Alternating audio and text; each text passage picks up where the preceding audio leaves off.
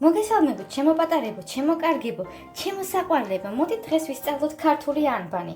დავიწყოთ პირველი ასოთი. ასობგერა ა. ალამი. ასობგერა ბ.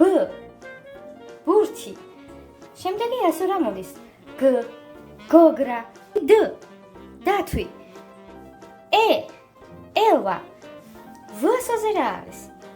ვარდი. ზ ასოზე ზებრა. A, B, G, D, E, V, Z. მოდით შემდეგი ასო ვისწავლოთ. T. თვითმფრინავი. ასო მოდის I. ირემი. შემდეგი ასო არის K. კატა ბავშვებო. და შემდეგი ასო რა არის თუ იცით? L. ლომი.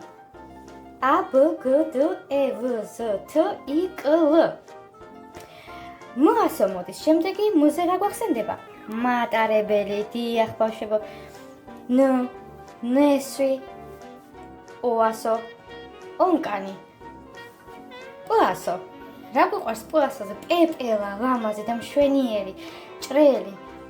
ჟ ასოზე ჟირაფი. რ ასოზე რა შეიძლება გაგვახსენდეს? რაკეტა. ს ასოზე რა შეიძლება მოვიქონოთ? სირინოზი. სირინოზი, ხო? იგივე ქალთევზა. ტ ასო მოდის შემდეგი, ტ-ზე ტელეფონი. შემდეგი მოდის უ, უთო. შემდეგი მოდის ფ, ფუტკარი. ქ, ქოგა. ღ, ღრუბლები. ყ, ყურძენი. შ, შადრევანი. ჩ-ზე რა არის? ჩაიდანი. ჩაიდანიდან ჩაისვალთ, ხო? ც ასოზე რა გვახსენდება? ციყვი, ესე რომ დახტის და დახტრის ძალიან სწრაფიროა.